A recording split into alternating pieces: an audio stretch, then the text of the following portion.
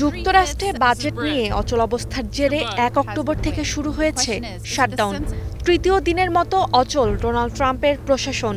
এমন অবস্থায় ডেমোক্র্যাটদের শহর ও রাজ্যগুলোর জন্য নির্ধারিত $২৮ বিলিয়ন তহবিল স্থগিত করেছে মার্কিন প্রেসিডেন্ট ডোনাল্ড ট্রাম্প। সরকারি কার্যক্রম পুনরায় চালুর প্রস্তাব সিনেটে বাতিল হওয়ায় সোমবার পর্যন্ত শাটডাউন চলাটা নিশ্চিত।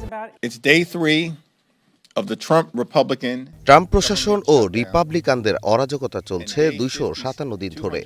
ট্রাম্পের কারণে অসংখ্য কর্মী বরখাস্ত হচ্ছে। এরা অনেক নির্দয়। দুঃখজনক হলো এই যন্ত্রণার শিকার হচ্ছেন আমেরিকার সাধারণ মানুষ।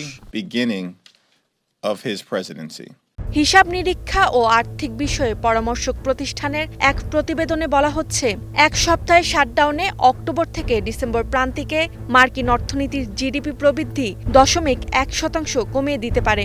সপ্তাহ হিসেবে এই ক্ষতির পরিমাণ প্রায় $7 বিলিয়ন বা $700 কোটি। এদিকে হোয়াইট হাউসের অর্থনৈতিক উপদেষ্টা পরিষদের এক গোপন নথি অনুসারে শাটডাউনের প্রতি সপ্তাহে মার্কিন জিডিপিতে $15 বিলিয়ন বা $1,500 কোটি পর্যন্ত ক্ষতি হতে পারে।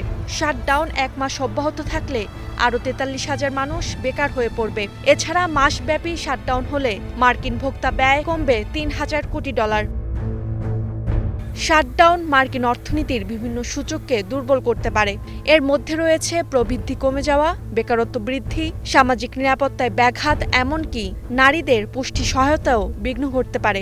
এছাড়া শাটডাউনের কারণে বিনা বেতনে ছুটিতে থাকা ফেডারেল কর্মীদের আয়, সরকারি প্রতিষ্ঠান থেকে পণ্যের অর্ডার ও সেবা ক্রয়ে বিলম্ব এবং ভোক্তার চাহিদা কমতে পারে।